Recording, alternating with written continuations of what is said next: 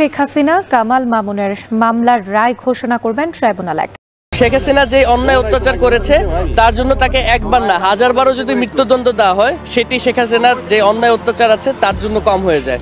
2000 ফাঁসি হইলো, 2000 বার ফাঁসি হইলো, কম হবে। বলতে আইছি যাতে আওয়ামী লীগের দোসর এবং শেখ হাসিনার ফাঁসিটা আজকে কার্যকরী হয়। হ্যাঁ, যদি আজ ফাঁসিটা কার্যকরী হয় ভারত থেকে শেখ হাসিনারে আনতে হবে। আইনা ওরে বাংলার মাটিতে সাধারণ জনগণ শহীদ পরিবারদেরকে নিয়ে যেন ওর ফাঁসিটা সবাই দেখতে পারে। এই যেন বাংলাদেশের রাজনৈতিক কালে এবার নতুন অধ্যায়ের নাম ঘোষণা করতে যাচ্ছে বাংলাদেশের আন্তর্জাতিক অপরাধ ট্রাইব্যুনাল।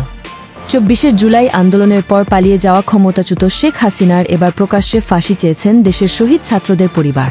অনেক ছেলে মারছে, আমার ছেলেকে মারছে, আমরা তাই জন্য হাসিনার ফাঁসি চাই। সকল পেশার মানুষকে যেভাবে নির্মমভাবে গুলি করে শহীদ করে দেওয়া হয়েছে তার প্রেক্ষাপটে তার বিচারটা অবশ্যই ফাঁসির কার্যক্রম হওয়া দরকার। আপনারা সকলে দেখেছেন আবু সাইদ একজন নিরস্ত্র ছাত্র ছিল, তাকে কিভাবে নির্মমভাবে গুলি করে শহীদ করে দেওয়া হয়েছে। শেখ হাসিনার বিচার এটা বাংলাদেশের মানুষের প্রত্যাশা যে তার একটা কঠোরতম বিচার হওয়া দরকার। আমি চাই এইরকম একজন স্বৈরাচারী খুনি সরকারের অবশ্যই ফাঁসি হওয়া দরকার। এছাড়াও শহীদের পরিবার চায় এই দেশে যা করেছে ক্ষমতাচ্যুত শেখ হাসিনা তার যদি একবার নয় 2012 ফাঁসি হয় এই শেখ হাসিনার তারপরেও এই দেশের মানুষ শান্তি পাবে না। একজন দেশনেত্রীর এমন অবস্থা হবে সেটা কখনো ভাবেনি আওয়ামী লীগ। এই আওয়ামী লীগ এত বড় শক্তিশালী দল হয়েও এবার কিছুই করতে পারল না শেখ হাসিনার জন্য। শুধু রাস্তা অবরোধ করে কি বিচারের রায় আটকানো যায় এমন মন্তব্য প্রকাশ করছেন দেশের হাজারো আওয়ামী লীগের সমর্থকরা। এছাড়াও যে 5টি অভিযোগ তোলা হয়েছে ক্ষমতাচ্যুত শেখ হাসিনার বিরুদ্ধে তাতে বোঝাই যাচ্ছে যে হয় মৃত্যুদণ্ড নয়তো ফাঁসির রায় ঘোষণা করতে পারে আন্তর্জাতিক অপরাধ ট্রাইব্যুনালের বিচার বিভাগ। একে একে এই শেখ হাসিনার বিচারের রায় দেখার জন্য তাকিয়ে আছে বিশ্ব। তাহলে এবার সত্যি ফাঁসির রায় ঘোষণা করতে পারে এই আন্তর্জাতিক অপরাধ ট্রাইব্যুনাল, নাকি দেশের মানুষকে বোঝানোর জন্যই শুধু যাবজ্জীবন কারাদণ্ড দিতে পারে এই আন্তর্জাতিক অপরাধ ট্রাইব্যুনাল? এই নিয়ে চিন্তিত দেশের হাজারো জনগণ।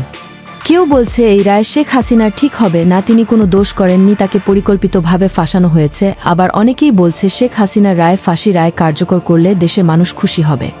তবে এই ক্ষমতাচ্যুত শেখ হাসিনার আইনজীবী তিনি আশাবাদী যে তার ক্লায়েন্ট শেখ হাসিনা এই আন্তর্জাতিক অপরাধ ট্রাইব্যুনাল বিচার বিভাগে রায় পুরোপুরি খালাস পাবে, এমন আশাবাদী এই আইনজীবী। ওনারা যেমন চাইবে যে আমার এই তাদের আসামিদের সাজা হোক, ঠিক আমিও তেমনি চাই যে আমার আসামি খালাস পায়। এই চাওয়াটা তো স্বাভাবিক চাওয়া। প্রাণপ্রিয় ভিউয়ার্স, আপনাদের মূল্যবান মতামত এই ক্ষমতাচ্যুত শেখ হাসিনার রায় ঘিরে আমাদেরকে আপনার মতামত প্রকাশ করতে পারেন কমেন্টস করে। এই বিচারে সঠিক রায়টা হবে এবং দ্রুত এই রায়টা কার্যকর হবে। এই রায় তো কার্যকর না, কারণ এরপর আপিল করতে পারে, কত কিছু আছে। আমরা চাই এই রায় দ্রুত কার্যকর হোক, আমরা যেন এই রায় দেখে যেতে পারি।